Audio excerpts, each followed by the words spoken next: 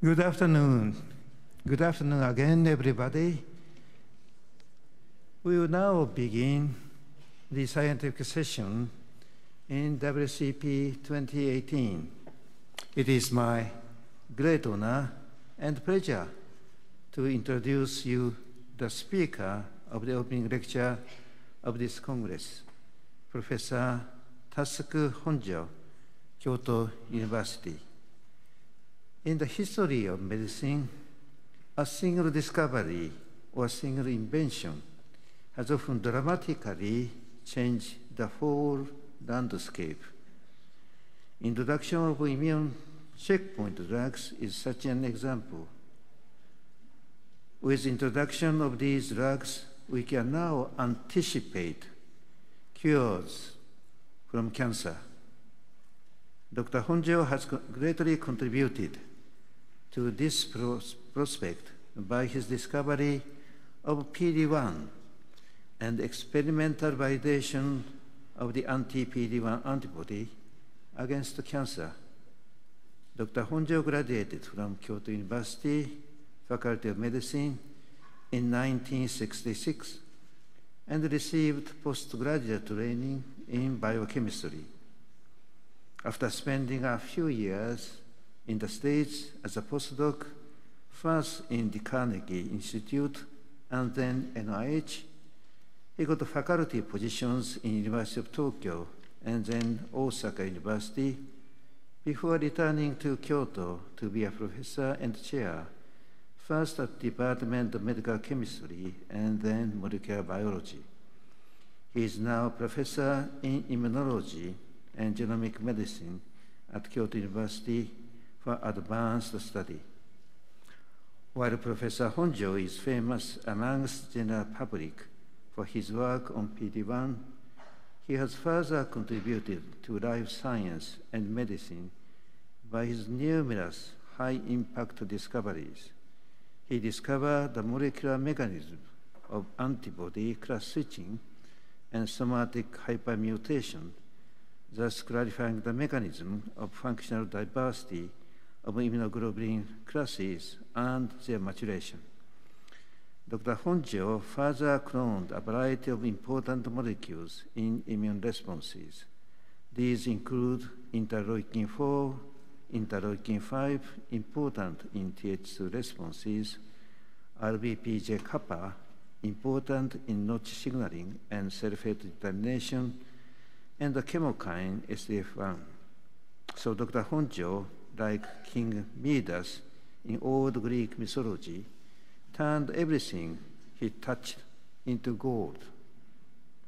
Therefore, PD-1 is just one of his great discoveries, but is clinically the most important one, as it led to the development of anti-PD-1 and anti-PD-L1 antibodies now used widely as an anti-cancer immunotherapeutic agents.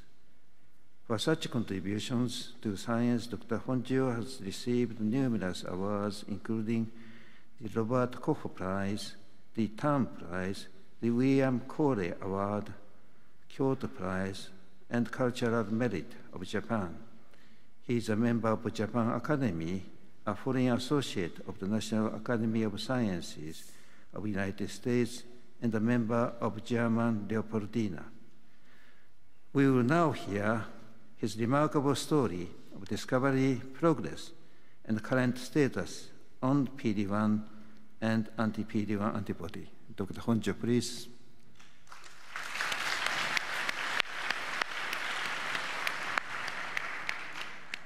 Thank you very much for the very kind and almost overwhelming introduction. I'm very humbled. First of all, I'd like to express my sincere appreciation for the kind invitation for this plenary talk. Today, I'd like to start from the old history of PD-1 blockade and then try to show you what I think the future of this therapy against the cancer. All of you know, past 5 decades, the cancer is the #1 cause of death. And this has been almost just growing like this. But very recently, there was some hope for these trends. And actually, 2016, the magazine called The New Scientist, published in the UK, there was an article by Andy Coghlan saying, we are at the point where we have discovered the cancer equivalent of penicillin, quoting the words of Dr. Chen, the head of the oncology department of Genentech. Continuing, although penicillin itself couldn't cure all infections, it gave rise to a whole generation of antibiotics that changed medicine forever, consigning most previously fatal infections to history. So, how this notion arise? For a long time, at least immunologists believed immune system can cure the cancer, but it has been very difficult to convince many people, especially clinicians. They tried many efforts, such as cancer antigen vaccination, activation in patient immune cells in vitro and putting back, or finding the gamma interferon and giving to the patient. Unfortunately, none showed very clear sign of the effectiveness. It's only very recent. All these effect was to accelerate the function of immune system, but instead, negative immune regulator can be blocked to accelerate immune power.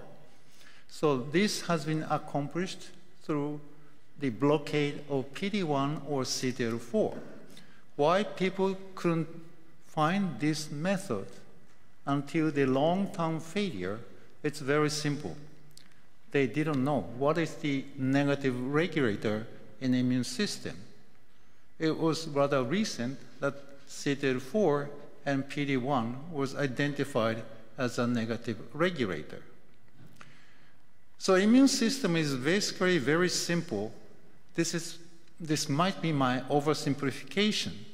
It's regulated by axle and brake. And the two molecules for the parking state, when the immune system is silent, they need to start through the signaling of CD28, and while the very strong parking brake is put on CTLA-4. When immune system is active and running, just car is running on the highway, there's another set of the regulators, ICOS for accelerator and a PD-1 for brake. It was very fortunate accident to me when I bumped into the molecule which we named PD-1, programmed death 1. The reason is very simple. The then graduate student, Yasumasa Ishida, wanted to isolate some regulatory protein for programmed cell death in thymic selection of T cells.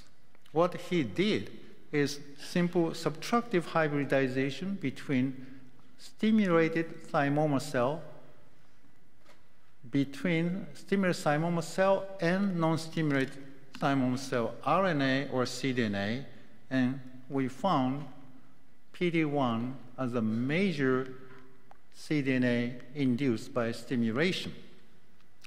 Looking at this molecule, especially intracytoplasmic region, we realized there is a highly conserved two tyrosines conserved among most of the then known immune cell activation signal inducer.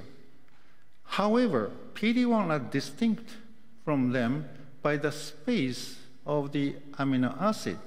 They had quite long additional space compared to the rest of the non-activation signal transducing receptor. So we were very much interested, what is the function of PD-1? It must be different from the activation regulator. So the simple strategy is to make a knockout animals, and a few students like Dr. Nishimura and Okazaki try to find out phenotype of the PD-1 knockout, and they had enormous trouble because we couldn't find any phenotype in the original mixed background strain, and it took almost 6 years to backcross the PD-1 knockout into the inbred line like C57 black, bulb C, and also autoimmune prone animals like NOD and MLL. In all cases, they showed very strong autoimmune diseases. It's strong, I mean, the obvious, but it's not acute. It takes 6 months or longer, and they gradually died. But it's totally different from CTLA-4. CTLA-4 knockout killed the animal within 3 to 4 weeks after birth. So we further identified the molecular mechanism how PD-1 can negatively regulate the activation signal transduced from antigen receptor like T-cell receptor. The reason is the two tyrosines, especially the C-terminus tyrosine of the intracellular domain, is phosphorylate and recruit SHUH2 phosphatase, and this phosphatase dephosphorylate lots of product of the kinase activated by antigen recognition. This way, PD-1 signaling is not on-off signal regulation, but rather gradual rheostatic regulation. That's why it's very similar to the regulation of the automobile running on the highway. You can change the speed from 50 kilometer to 100 kilometer by pushing the brake. Now, soon after we found this is a negative regulator who wish to make use of this function, and the first experiments we have done is not the cancer. We tried many other systems, but the cancer worked for us best. This experiment's done in collaboration with Dr. Minato and Yoshiko Iwai, then graduate student, and we simply did the J558 expressing PD ligand tumor in the bulb C wild type and PD-1 knockout and compare the growth. It's so obvious the PD-1 knockout, which lost the brake and the hyperimmune condition, shows the very strong anti-tumor activity. Therefore, we further went on to generate antibody to block PD-1 signaling and tested whether it also suppressed tumor growth. This is the experiment on different tumor, and antibody against the ligand of PD-1 is also effective to slow down the growth of the tumor and also save the life of the animal. So based on these findings, I wish to make it clinical.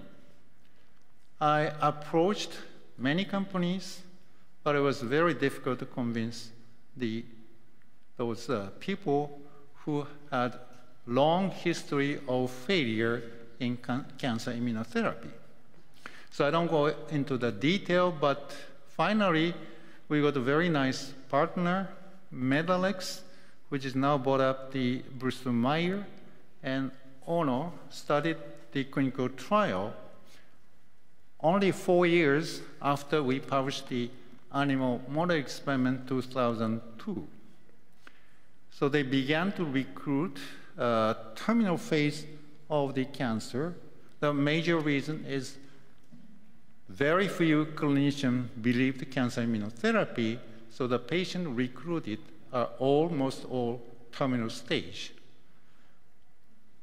In Japan, 3 years later, again, clinical trial initiated, and I heard rumors this treatment appeared to be effective.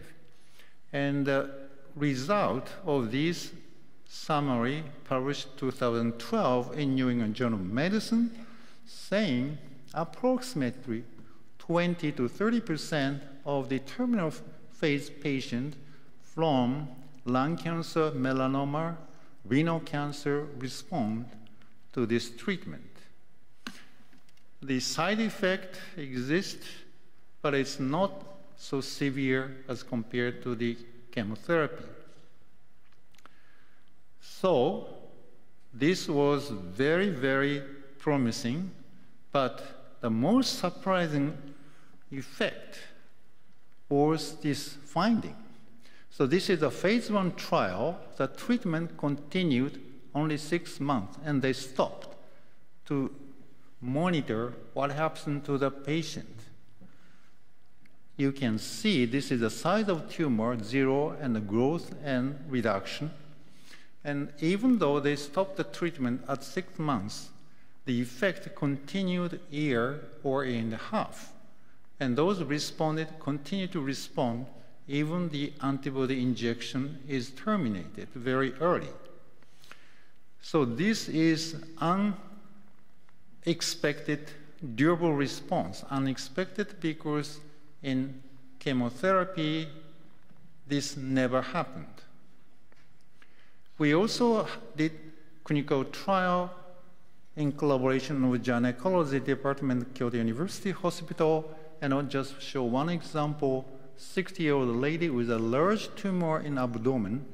After 4 months, it completely disappeared, and tumor marker also completely disappeared, and this lady is still active, and I just watched she playing golf a few years ago.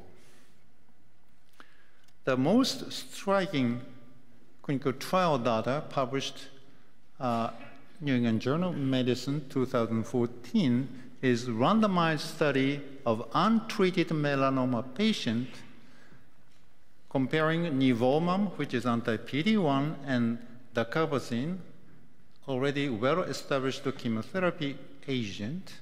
And you can clearly see nivolumab saved about 70% of the patient after a year and a half, but the dacarbazine below 20%, and this clinical trial was ordered to stop because of the ethical reason. So, why immunotherapy so effective compared to chemo? In most of the cases, chemo treatment cannot go very far to eliminate 100% of the tumor cell because it's also toxic to the whole cell. So after first crew, always some residual resistant cancer cell or additional mutation make them resistant, and then another chemo, and same thing happens. And very fortunately, lymphocyte has enormous diversity to recognize all these mutants, and they attack them as they are different from the self. In fact, many people underestimate the power of immune system. This paper published 2010 clearly says this is irradiation, and tumor growth in mouse is very much blocked by irradiation.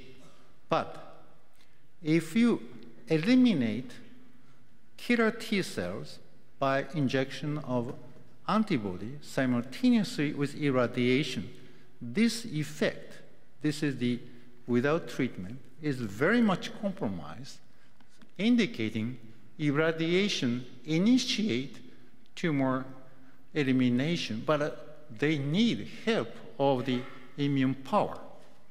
Same thing happens by another group, and here, this is the chemo. And this is the animal which has the knockout of Toll-like receptor. So innate immunity also important. Compared with wild type, chemo effect is also compromised. So in both cases, chemo and irradiation trigger the effect, but it needs help of the immune power to completely abolish tumor cells. This assumption was further supported by a number of studies. This is a review published in Science 2015, simply measure the mutation accumulation in many patient samples, and this is the melanoma and all variety of tumors, all accumulate enormous mutation. This is a log scale of coding mutations. A normal cell, of course, has 0, so either 1,000 or 10,000 times more coding mutation accumulate in those tumors, which are recognized as the non-self antigen on tumor cells, and that trigger the activation immune cell, and CTL can attack the tumor. And such assumption is further verified by the group of Hopkins, which published 2015. They divided colorectal cancer patients in 2 cohorts, one with mismatch repair enzyme proficient, the other deficient. Without mismatch repair system, you expect patient tumor accumulate more mutations, and those are more responsive to immunotherapy compared to the mismatch repair proficient, which accumulate less mutation. And this mutation is the key for the tumor side marker, as recently shown, compared chemotherapy. Either PD-1 expression is high or low, always when the mutation accumulation is 10 mutation per 10 megabase, they respond to immunotherapy. So for tumor side marker, mutation accumulation is the key to introduce this therapy. Currently, this mutation is considered to be less diverse effects because of no direct damage on normal cells, and effective for a wide range of tumors. And actually, 200 is only 3 years ago, and now 1,000 clinical trials going on different type of tumors. It shows long-term effects to responders even after 6 months treatment. As a result, currently more than 10 tumors are approved, and most recent very nice approval decision by FDA is all microsatellite instability high cancers can be target for the cancer immunotherapy, either anti-PD-1 or anti-PD-L1. So, whether this is all? No, we have many problems. The first one is biomarkers for responders. And I already mentioned high mutation on tumor is the key on tumor side. But the most important part is potency of individual immunity. There are enormous variation among individuals. Some people got the flu virus and just some sneeze, that's all. But another patient get high fever and almost dying. So there's enormous variation, and we identified the many mitochondria-related genes are activated in PD-1 deficient mice. So this is a mouse system, but obviously ATP is very key issue in case T cell want to kill the tumor. So we want to see whether this is a good biomarker for responder to non-responder. And probably you know the Shuh very simple machine that inject this blocker of mitochondrial activity and measure the oxygen consumption automatically. And using this machine, we compared the response against the effective tumor. So this tumor, MC38, is responsible to anti-PD-1 treatment and also shows enhanced oxygen consumption by T cells in this animal. And this is the conversion into the ATP turnover.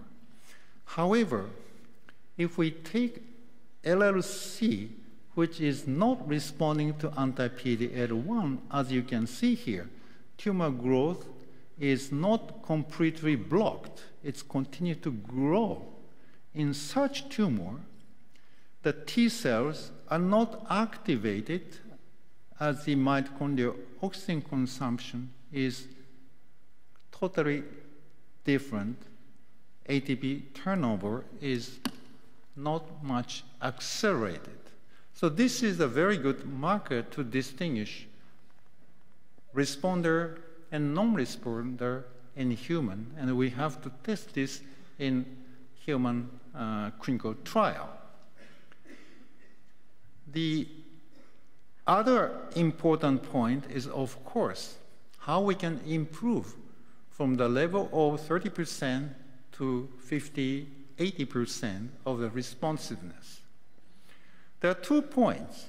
One is whether this activated immune cell can approach the tumor sites. The other one is the activity of CTL itself, how we can improve it. The first part is where T cells get activated has not been extensively studied until recently, which we published last year. So the overall picture, I just show you the conclusion. In draining lymph node, CTL is mostly activated by the antigen presentation of APC. APC capture the non-self antigen of tumor cells and migrate, and there then present. The PD-1 antigen antibody activates CTL, and PD-1 antibody also activates small number of pre-existing CTL in tumor site, and this activation leads interferon secretion, and tumor respond to secrete chemokine called the MIG, which is the chemokine signal to recruit the activated CTL in draining lymph node. So receptor expression on CTL, receptor to MIG is CXCR3, is reciprocal signaling between activated T cell and draining lymph node that expand enormously. I will tell you later, T cell respond and divide almost 40 times more efficiently than E. coli. So this is enormous activation. So we showed this.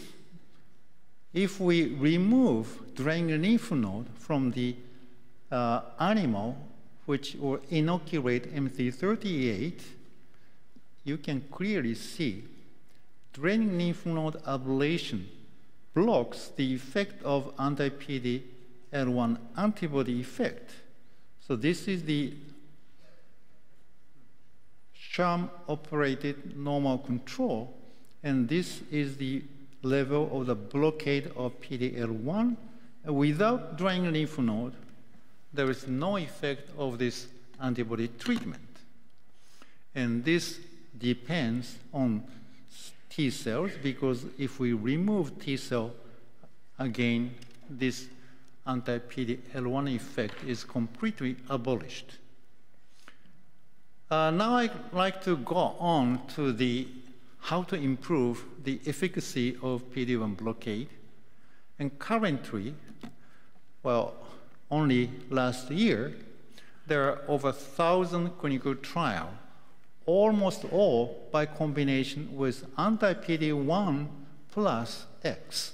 That includes anti-CTLA-4, chemotherapy, radiotherapy, anti-VEGF-1A, blocking the vascularization, and chemoradiotherapy, enormous combination on all different types of tumors. We also jumped into this enormous competition, taking the advantage of our finding the mitochondrial activation is a very early stage after T cell stimulation, and the PD-1 is blocking here. That means ATP is very critical for expansion of T cell activation. And looking at these signaling pathway, many signaling, including mTOR, MPK, converge to the expression or induction of a transcription coactivator called PGC1 alpha. And this transcription coactivator go to the PEPR activation that leads fatty acid oxidation and oxidative phosphorylation. And another pathway leads to the mitochondrial biogenesis, and this is kind of the positive feedback regulation. So we try to enhance this efficacy by giving the low molecular weight compound to stimulate this pathway called bezafibrate, which is well-known approved drug for hyperlipemia. And this is critical for T cells. The outcome is very clear. By combination of anti-PD-L1 and bezafibrate, it further enhances the effect of anti-PD-L1 further to suppress tumor growth. The another chemical which also induces the PGC1 alpha does the same. So we now doing this trial as a phase 1, and we'll see whether this is promising or not. Just summarize our activities. Mitochondrial activation may be a good marker for immunotherapy effectiveness, and PD-1 blockade combined therapy using mitochondrial activators, bezafibrate, may be promising, and we are doing clinical trial. So if this will be effective, this will be very helpful and opened up the bright future of the cancer immunotherapy. As you know, currently only a minor fraction of patients treated by immunotherapy, but I believe this will gradually grow, and finally, I don't know when, this may be the first choice and probably will help the doctors and the patients. So looking back, how we can reach to this level, it's very fortuitous evolution of acquired immunity. Acquired immunity evolved in vertebrates as the defense system against the pathogens. Consequently, the lifespan of vertebrates expanded dramatically. Cancer cells accumulate mutations and express neoantigens, which can be fortunately recognized by acquired immunity. The cancer is not a driving force of evolution because most of the cases develop after reproduction. So it is very fortunate for us. The acquired immunity is the very strong weapon against the tumor. The evolution of acquired immunity was initiated some 600 million years ago in the jawless vertebrate, now the lamprey and hagfish, the only species we can identify, and their enzyme to create enormous diversity is called AID orthorocytidine deaminase 1 and 2. They are involved in both repertoire generation and also memory generation. They were essential for T-like and B-like precursor cells.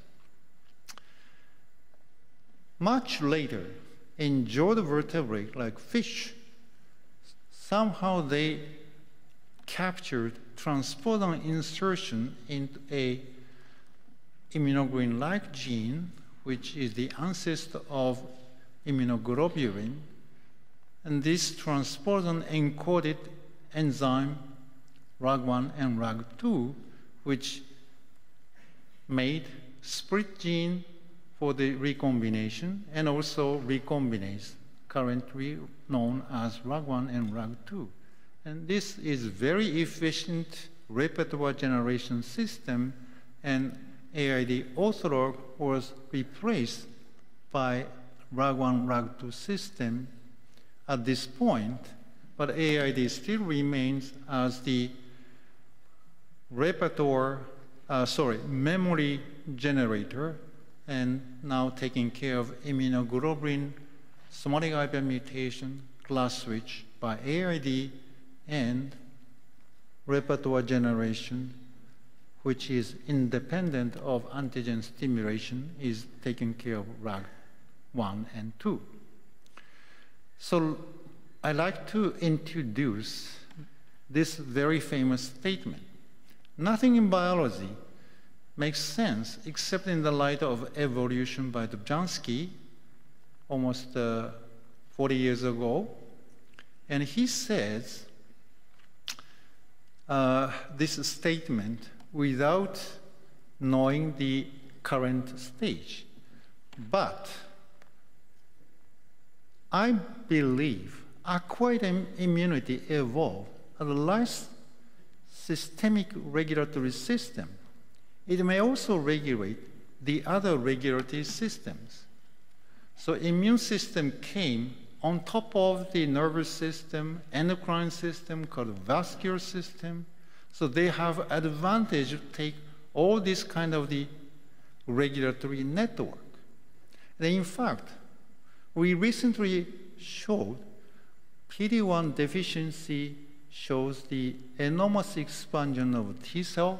Actually, T cell divide every 8 hours. E. coli divide every 20 minutes. But the size of T cell is 10 times more by diameter, means 1,000 times bigger as a volume.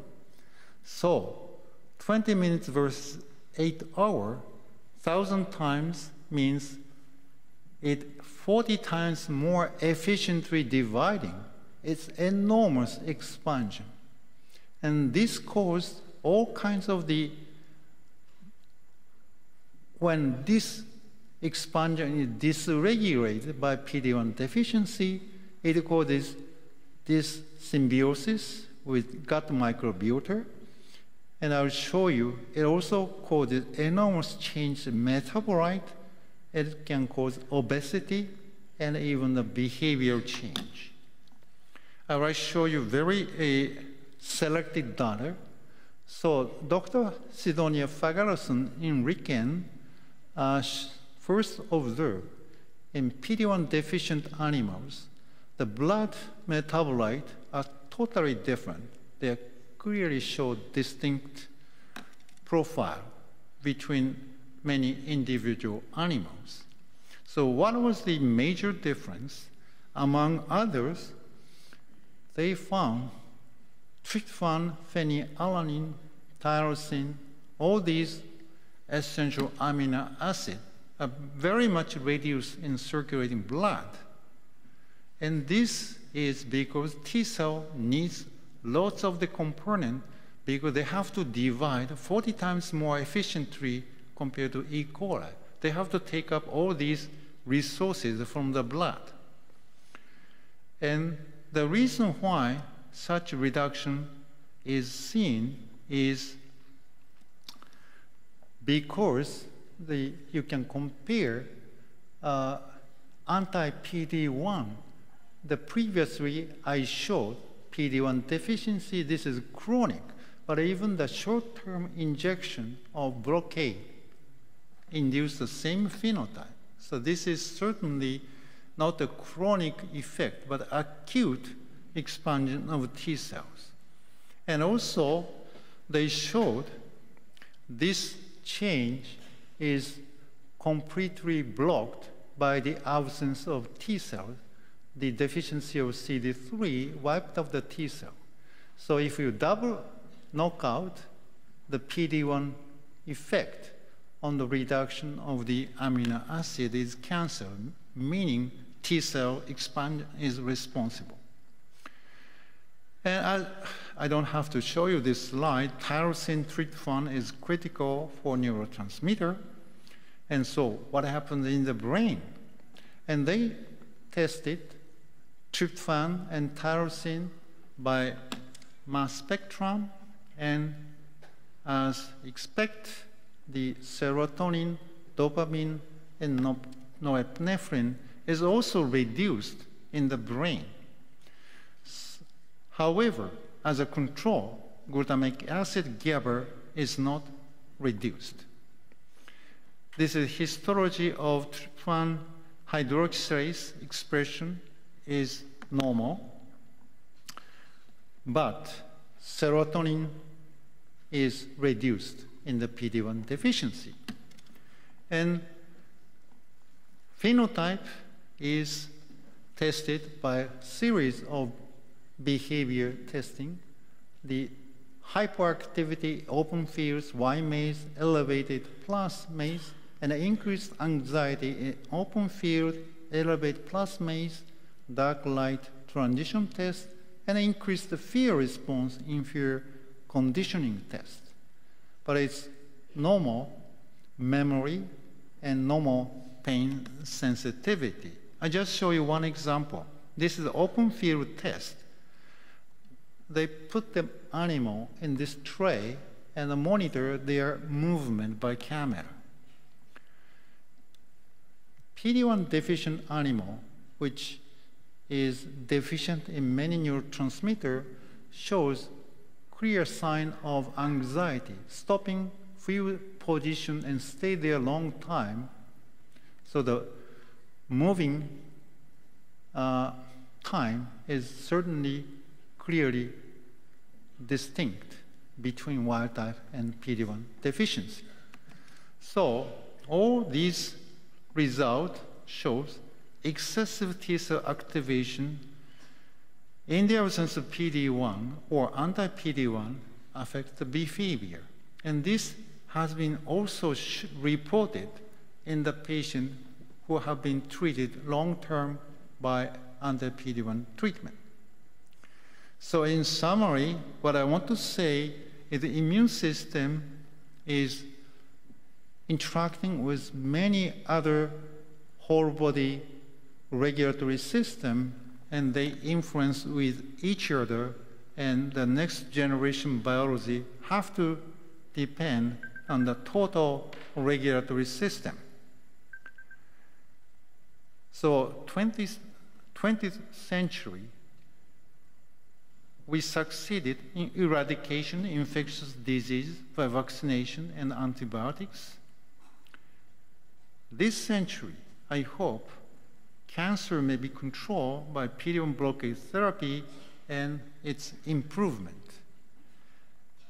I'd like to thank my collaborators Kenji Chamoto is a major force to push the combinatorial therapy with mitochondrial activation chemicals. Same with Pather, Chanduri, Alok Kumar, and Sidonia Fagarasun, and Fumi Matsuda, and Sonomura all helped to find this animal behavior change with metabolic abnormality. And these are people worked in Fagarasun laboratory. I'd like to thank many funding agencies supporting the past and current research. And this is disclosure of conflict of interest. And I'd like to thank you for attention.